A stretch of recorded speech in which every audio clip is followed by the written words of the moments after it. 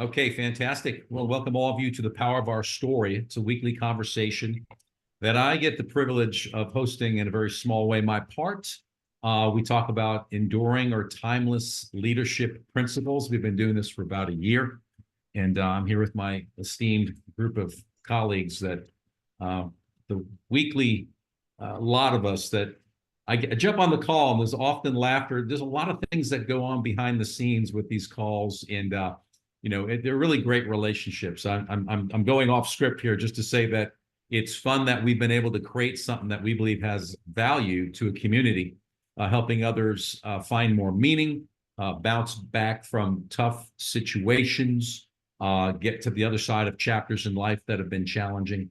And it's just fun to be a part of this ecosystem that a lot of you probably know that Sarah has put together. And we were all just having a laugh right before the camera went on. So just enjoying the relationship. So enduring leadership principles. I've made it my personal goal as a practicing coach and a consultant for corporate America to talk a lot about mindset. And I just believe that has become for me the centerpiece of how to help people find what they're looking for in life. And certainly as we think about leadership, leadership has a lot to do with certainly providing resources and tools and motivation. I think leadership has a lot to do with creating a mindset that is innovative and gets past the obstacles that get in the way of success. And so I want to talk about today as an enduring principle in mindset work. I want to talk about the concept of positive thinking. And I know that as I've kind of been on my journey and I'm reading books and developing my tool belt, there was a point a couple of years back when someone had a conversation about positive psychology. And, the first thing that popped up in my mind, I confused it with pop psychology. And those are two very different topics. But I think it's to turn our noses up at positive psychology. I think we're missing a real contribution, to the field of motivation and leadership, and specifically the idea of positivity. And the reason why I'm sharing this is I had the privilege of taking a resilience assessment last week, which was about a 20-minute assessment. I don't know I forget the number of questions that were asked, but it was quite a bit. It was in my experience, it was an extensive assessment, which I really liked, actually. And the takeaway to the exam was that I am highly resilient. However, the first dimension that they measure in resiliency is positivity, and I score low on positivity. And so the person that had administered the test is also certified practitioners. As he was walking me through the results, his first commentary and reaction was, "Hey, Joel, don't worry, we can help you. We can help you with that." But it is important to note that it is the first dimension of resiliency, at least in the way that they're defining one of 7 dimensions. And there are other dimensions like structure. Of course, I'm going to now put myself on the spot. Cognitive flexibility. There's a handful of other dimensions that they measure. And if any of you are curious about that assessment, I can provide that to you. And so resiliency, right? And this has been a topic that's been hotly trending, especially since COVID 4 years ago. But I don't think there's any organization that is not interested in creating more resiliency in a team, and a group of leaders, or maybe even in one particular leader that is leaned on a lot to be able to withstand a lot of pressure. And so for the sake of the conversation definition, resiliency is the capacity to withstand or to recover quickly from difficulties. It could also be referred to as mental toughness, but it is this idea that a person is able to continually come back from challenging or difficult situations. And so it's an important thing. And so in my conversation today, we're gonna end by having a conversation, and I'm gonna be asking my friends on the call here how to build this particular component, not capacity, but positive thinking. But it reminded me of a quote that I heard, and I want to now go in a parallel track here, if you'll bear with me in this. And I want to talk about If we talk about positivity, we can also, I think it's not a big leap to call positivity and optimism the same thing. I think they live in the same, zip code. And I know in my coaching experience, often when I talk about optimism, you have to talk about pragmatism, right? And that's a really great conversation because I think in business, you'll find with personalities that people will tend to be one or the other. And I'm going to define that as, if you're pragmatic, maybe you're more like an engineer and you're probably more, your vernacular and your thinking is more grounded in zeros and ones. You like spreadsheets, you like flow charts, you would consider yourself a very objective person. You would say things about yourself that you live in the real world. And you would say things like, I value realism over idealism. And you might even go as far as to say that, you're a person that tells it like it is. And of course, there are a lot of value. There's a lot of value for people that are like that, right? We do need people that are grounded in truth, that are highly practical, and that are not afraid to say difficult things for the sake of solving difficult problems. The downside to a person that lives in the pragmatic world is that they have a difficult time seeing possibility, which then leads to limitations in their ability to be innovative, which then really limits their ability to lead. Because a leader has got to be innovative. A leader has got to be highly believing. And really indirectly, a leader's got to be very positive. Also with pragmatic thinking is, with that bend toward fixing things and being practical, pragmatic people can be emotionally detached and they can come across as cold, or even indifferent. And if you compare that to, optimism, obviously these are people that believe that things are just going to work out well. They're not quite sure how, but they believe in favorable outcomes. They see challenges as opportunities, whereas pragmatics see challenges as problems. And that right there is one of the key distinctions when you think about a resilient person, is the ability to see challenges as opportunities. And so obviously a person that is given into mostly positive thinking, they're highly motivational, they're more creative, they're more innovative.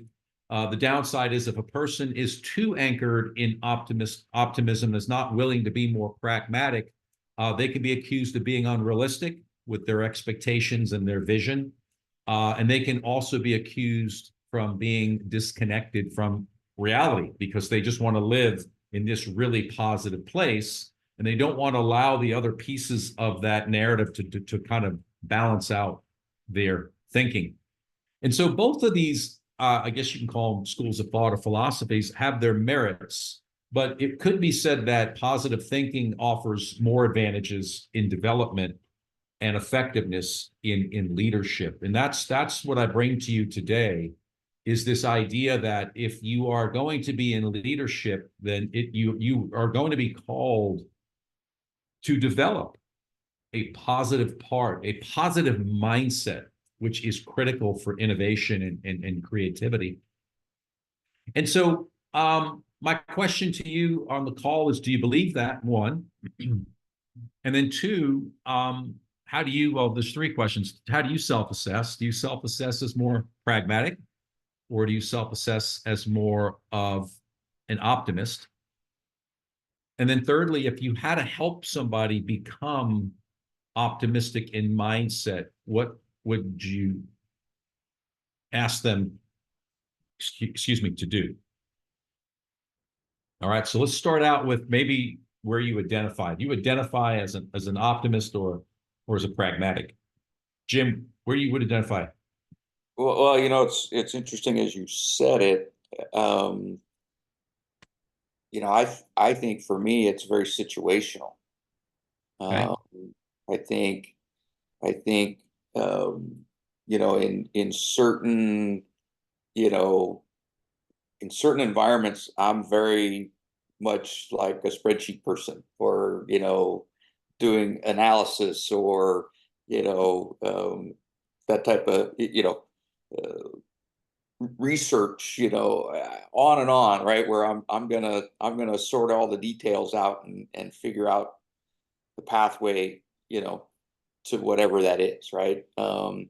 Whether that's financial planning or other things. I mean, I'm really gonna look at the details. Bring me those details and let me analyze them and figure out where they go. Yeah. Whereas I think on the I'll say personal front, and this ties into some other my life basically, right? Is when there's like personal challenges that have taken effect on me. I think I've always been more optimistic, right? I've always been like, okay, this was a bad deal. This sucks. This is gonna, right, but what can I do with this? Where can I go with this? And so I think I tend to move back and forth, but also in the work environment type of things. I think I also had some optimism, but I would say in that environment I'm more defaulted back to that more analytical, Right. process oriented type of a thing. Got it.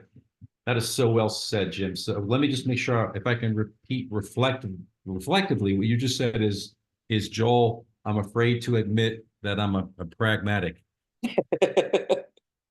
Is that what I just think I heard you say, Jim? uh, Because I'm all into labeling and judgment. You're a pragmatic because you're like me.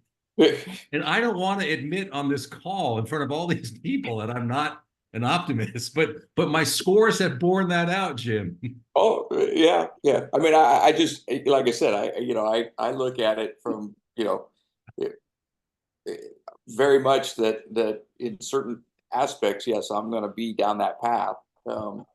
But like I said, for me with, personal stuff, right? Got it. And I'll say it here, right? It's like, I've had some challenges, health challenges, right? Lost the sight in my eye once, back in the 90s. And that had the potential to change my total trajectory of things, right? And Yep. and I really sort of approach that with like, okay, well, I got all these skills that I have, and so I'll be okay, right? I can go do something different. I can go down a different path, and Yep. that's where I'd say, I think in those elements that optimism type stuff comes into Yep. play. I see that. That's really, really, really well said. Thank you, Jim. We'll come back to you and give you another opportunity to confess that you're a pragmatic and that you but you're a closet pragmatic, and that's okay. That's okay. Paul, what are your thoughts? Are you a closet pragmatic as well, or I'm a philosopher, and I spent 40 years trying to find a job as a company philosopher where I get paid by the thought. So far, no luck. Yeah, my thoughts are this. A pragmatist tends to be a linear thinker,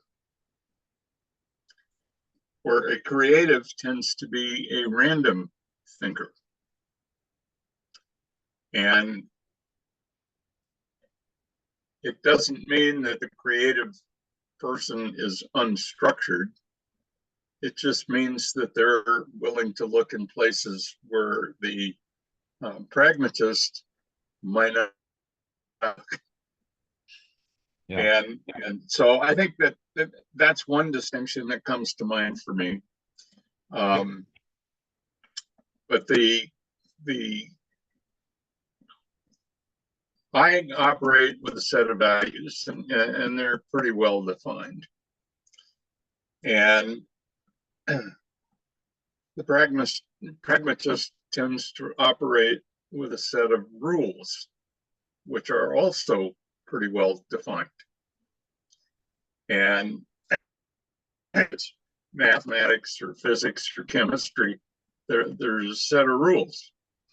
And so because I operate the way I do, I think that it is one of the things that has led me to understand the value of being grateful for what you have rather than spending energy worrying about the things that you wish you had or the things that you don't have your next door neighbor has.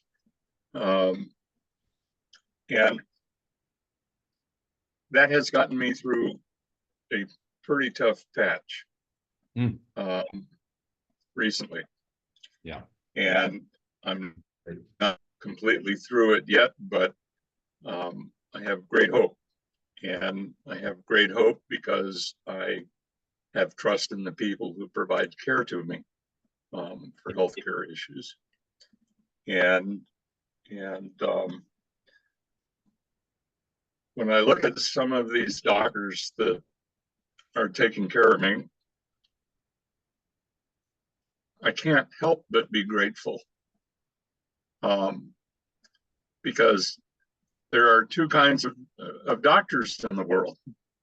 Those who are more concerned with the patient and those who are more concerned with the revenue in the way they operate. And I am blessed to have doctors who are concerned with the patient. And they are smart enough to know that the money will come if you treat your patients right. And if you are careful about what you do, and if you don't lie to your patients. I have a primary care doctor in the VA who knowingly and with malice aforethought lied to me. And I chose not to call him on it and instead to ignore it and get as far away from him as I can. Yeah. And that's kind of the way I deal with people who lack integrity. So I just put distance between me and them. Right. Because they turn out to be unreliable because the rules that they go by are rules that I don't even recognize. So in any event, that's kind of where I am. Appreciate that. That's great, Paul. Very, very well said. A lot there. I want to give other people a chance to kind of weigh in and unpack. Catherine, what are your thoughts? Do you identify as a pragmatic or an optimist? I'm definitely pragmatic, like Yeah. 1000%. I always have faith that things will work out the way they're meant to. So I take things in stride. I guess that's pretty optimistic of me, but I'm definitely pragmatic. Okay. Wait 1 second. Jim, are you taking notes? Are you watching this? Keep going, Catherine. I'm helping Jim have a moment of clarity and conscience right now. I can't articulate it the way the gentleman did. I just know that that's how I am. That's how I operate. And I think it serves me. Oh, that's awesome. Good. Well, you strike me as a woman who's very comfortable in her own skin. I think that's really speaks very highly of you. Sarah, where are you weighing in on pragmatic versus optimist? I so much want to mute myself or pause right now, but Look, I opened the kimono. You're gonna have to open the kimono too. I know where you're going with this. It's where Jim didn't want to go, but go ahead. That's funny. I'm definitely an optimist, but I'm learning to be more pragmatic. Okay. That was forced learning. I really had to learn to be more pragmatic. So I do feel very vulnerable because, when you think about traits of, people who are more optimistic versus pragmatic, and you think about who I'm surrounded by, then Right. like in this whole arena, I always feel like, it's very vulnerable. Got it. But because there's a lot of things that can go wrong with being optimistic, and I've had to learn a lot of hard lessons because because when the problems come up for an optimist, how pragmatic are you? And Right. so that's where my big learning has had to come into place. I think, you can be optimistic and passionate about something, but how passionate and optimistic are you when really big problems come up? And Mhm. so that's been a very big training ground. And I think I think being a collaborator has been very helpful because I team up with people, so that we can be greater together. But I definitely am an out of the box thinker. Definitely. I'm always thinking of, it would be so much better to do this than what's happening right now. We could do this, this, but these things are very hard to pull together.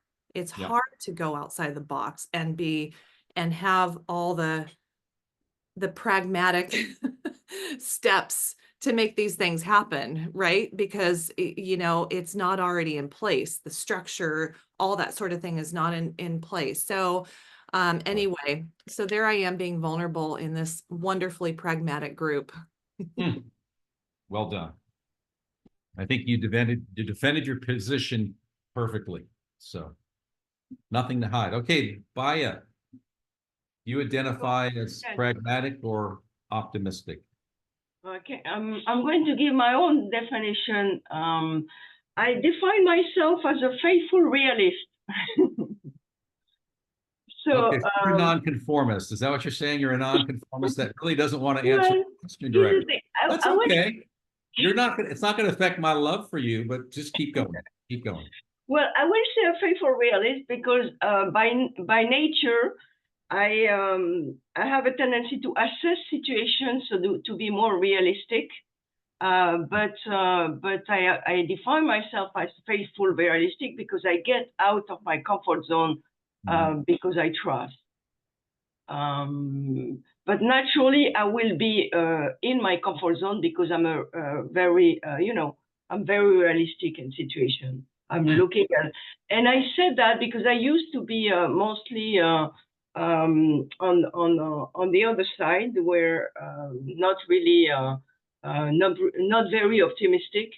But I think I've grown and changed, and that would be how I will define myself now. I don't know how what to add to that, but I would say that's really what gives me energy.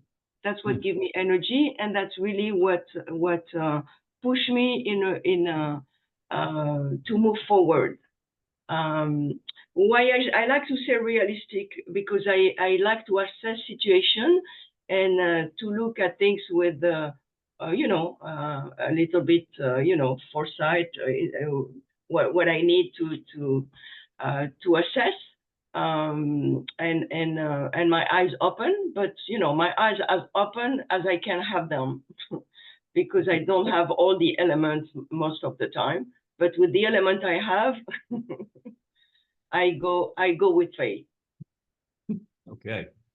Here's a question. Does the caterpillar become a butterfly because it's a pragmatic or an optimist? Well, I will say, for me,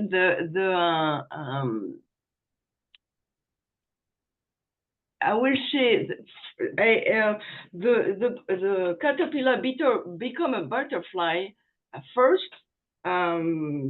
There's a faith there because it's what he's meant to become.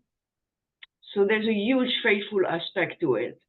And then there's a realistic aspect to it because he worked through the difficulty and through the pain and through the loneliness of the cocoon, and and the difficulty of pushing through the cocoon to get fluid in the wings and to be able to fly.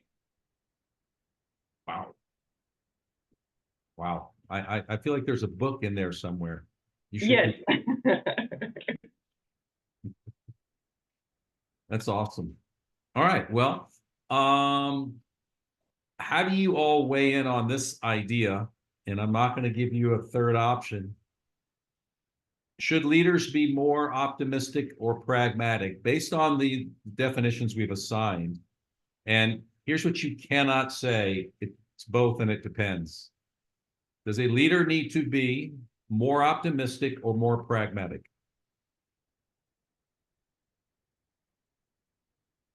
Paul, you're muted. Sorry about that. I think that my computer just bailed out on me, so I'm on my phone. I think they need to be more optimistic. And why is that? Because that's tends to be the source of a lot of innovation. Yeah. And if they don't have innovation, they're in the wrong job. And you know, it's like if you're sitting in a room full of people around a conference table or something, and you're the smartest guy in the room, you're in the wrong room. Okay. And I think that to the extent that you subject yourself to creative thinking, just clearly more random, tends to ask questions out of curiosity rather than judgment, tends to say what if more often. Doesn't mean the pragmatic doesn't say it, but the mindset for the creative is, what if we could do it this way?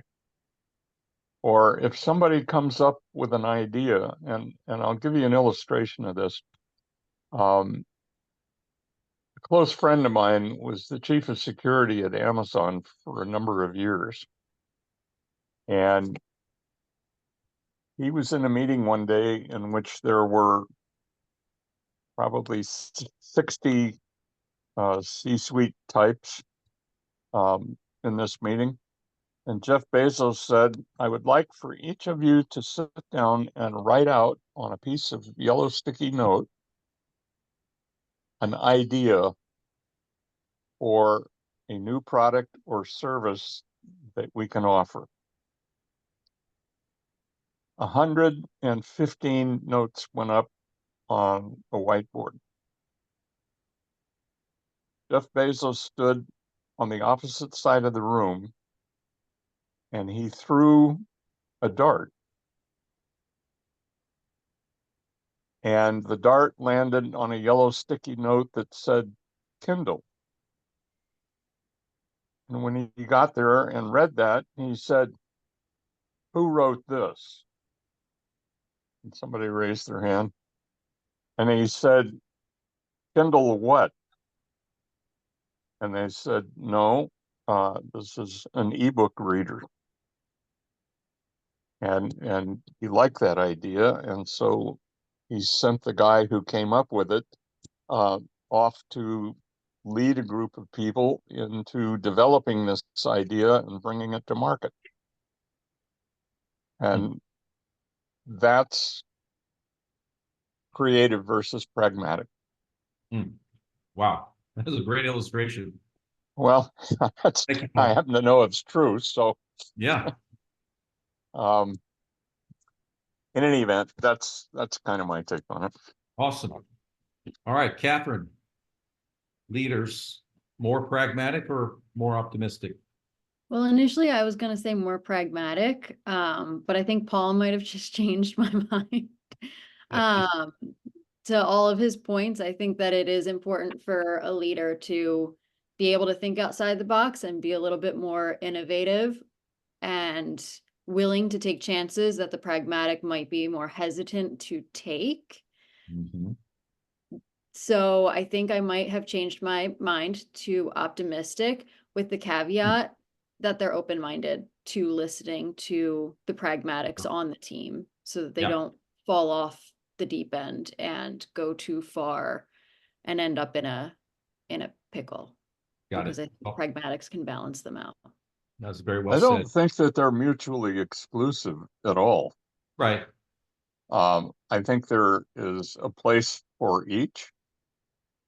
And one of the important tasks that a leader has is hiring somebody for a job that they're passionate about, because that's how you develop quality. And so if somebody is pragmatic about engineering or physics or math or chemistry or those kinds of things, then they need to be put in that position, not to the exclusion of everything else around them, but that's what they're passionate about, and that's what they're going to excel at because they're passionate. Yeah. So I absolutely think there's room for all of those, and perhaps some that are somewhere in the middle. They're a little harder to define because you don't know which way they're going to tip when circumstances arise, but that's called taking a risk. Well said. Baya? I will say that I will put most of the time the category on optimistic, visionary, faithful, bold, and outside of the box for the leader. And I will say that usually they are. It's good to be to hire someone as a manager that will be more pragmatic. But from my perspective, the leader is the visionary person, and you have to be a dreamer to be optimistic, to be the creative one. But they don't do well without good managers, though. That's well said. Jim? Well, Baya kind of stole my thunder there, in the sense that I think, you know, the leader has to be visionary, and has to, you know, have some level of the dream and the optimism of what could come, etc. However, I think they also have to be, once the vision is created, you know, or once the right, then sometimes you have to become pragmatic in the pathway that you take to get to that vision, and make sure that, you know, that's where the checks and balances come into play, to say, hey, that was just a wild dream that, you know, maybe isn't achievable in the way that you wanted it, but how can we get something close, or, you know, that type of thing. Right. Really well said. Okay, Sarah, I'm going to give you the closing thoughts, and I'm going to challenge you, since this is your ecosystem. I want you to apply the idea of how you see optimism and pragmatic thinking playing a role right now in you developing what you're developing. Well, I was just thinking, my thought was that I think things can be learned, even if we have a natural inclination. I think what I have learned is that if I can ground myself to do the next step, and even if I don't have that linear, structured, natural leaning, if I ground myself to do that next step, and just very aware of kind of what's happening, and do I count the cost? Okay, are you willing to keep going on these next steps of, to build something on the pragmatic side for this idea that you have? That's kind of how I ground myself. But when you say leader, I never think alone. And I think that's because I just know so much how much I need pragmatic people to make something happen. And so as far as this platform, for me, I have needed the time to see how things unfold. And I think it's going very slowly, but what's happened is that the trust has been built. And that's why bigger things are starting to happen, like this book. I think what I saw is, I think the idea of really healing through storytelling and camaraderie and doing things together, even though it's been slower than maybe somebody kind of being a leader with their hair on fire, to kind of make things go fast. What has been built is, I think, is high trust. And that is what opened the door to even having this, book written. I think I was very surprised, whether it's the people who are regular comers on these groups, or a majority of the authors on the book are not in our groups, but there's been relationships and trust built. So I think it's always hard for me to, like, that question is hard for me because I can't imagine leadership alone, because we need each other. We all have, I feel like it's a treasure hunt, looking at everybody's strengths and how it can build into this picture that I can imagine. So I never think of me alone leading or anybody else. I think we really do a disservice if we think it's one person. So I know somebody has to spearhead an idea. I get that, but like, I couldn't imagine, doing it without you all, or, the other people who have come on board, because you have fantastic strengths. So does that answer your question, Joel? Certainly does. Certainly does. We have a couple of minutes left. How do you practically help a person become more positive in a mindset perspective, not just in a one-time thing?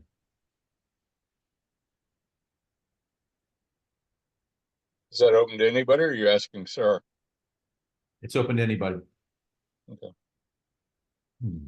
I have a strategy for that, and I have found that it works in a lot of cases, not all. When somebody's down in the dumps and they're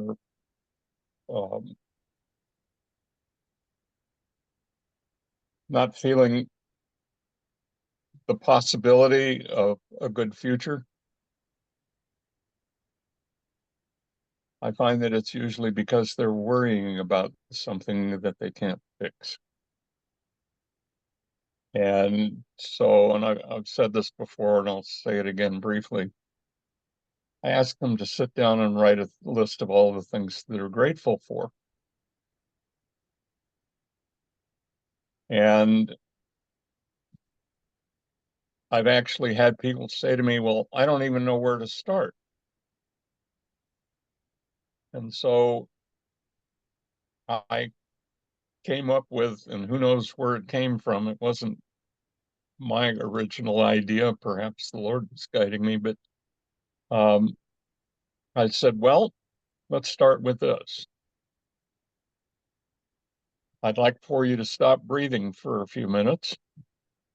And when you get to the point where you need to breathe, then start breathing, and that will give you some guidance. You have clean, fresh air to breathe. And then I go through it with water and food and so on and so forth. And then I say, okay, now you're on your own. That's as far as I'm going. And they say, well, what do I do when I finish the list? And I say, you prioritize it.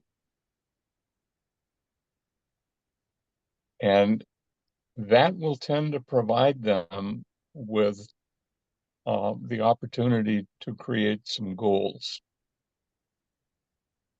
And those goals become valuable to the extent that they are now able to say, is what I'm being asked to do here in support of that goal or not? And if it isn't, it's time to say no. And if it is, it's time to jump in. And so that's a very brief summary of my take on it. Love it. That's very well thought through. And that really is a strategy. If you're listening, that's truly a strategy that Paul just laid out. So I appreciate that, Paul. Other thoughts, Jim, Baya? Can you repeat the question? How do you teach positive mindset? We'll see. I really love what Paul has had shared, because it's very concrete and it's very practical. I say positive mind. I will say first you need to see where the person is and assess what keep them from that optimism, because it can come from a lot of different things. Sometimes people grew up in an environment where they learned. You know what I mean? They learn depression, they learn way of thinking that are limiting. So maybe at that moment, it's really helping them with cognitive skill and practical way of fighting those way of thinking. And I will say more than fighting, focusing on other thoughts that are more conducive to optimism. Sometimes people are not necessarily negative, but they're not optimistic because they lack skills. And when I say skills, the first one that I will call is discipline. And when people lack discipline, the tendency can be they have those dreams, but they will not carry them through because there's a work that go with it. So it's really teaching them that part. So I would say for me, the first thing is assessing what's the origin of this lack of optimism. Love it. Yeah, I was along that same line, kind of tied into what Paul said, and what Baya just said, as in some of that work I do, right? We find people who are stuck in some way. They're stuck because they don't even know what the underlying thing is that they're struggling with, right? And so it's through that process of, questioning to be able to get them to, because when they say, "Oh, I think this is the problem," right? That's probably not the problem. That's just the first thing that comes to mind, and it's the ability to, ask that and what else question, to get them to keep digging in further, to hopefully eventually find sort of the root cause, shall we say, of why they're stuck or why they're struggling. And then you can, start to solve that problem and maybe achieve some optimism from that. It's really well said. I have Okay. a question. Can Sarah. I ask this? Yeah. So I'm curious about that. I wonder if judgment is one of the causes that conditioning that people, if there's a little fear there a lot of times, and why people are a little more pragmatic, maybe don't feel the freedom to dream if there's been a lot of conditioning of judgment when maybe things don't, or if other people don't see the vision, or that's just what kind of popped up. I thought, oh, that's interesting. Oh, that I would say that's very consistent with what I've learned and believe, what you just said, Sarah. Very consistent. So even in Paul, this has been a theme in Paul Curtis's contribution to the group. But this idea of curiosity without judgment, I think that's where many good things come from.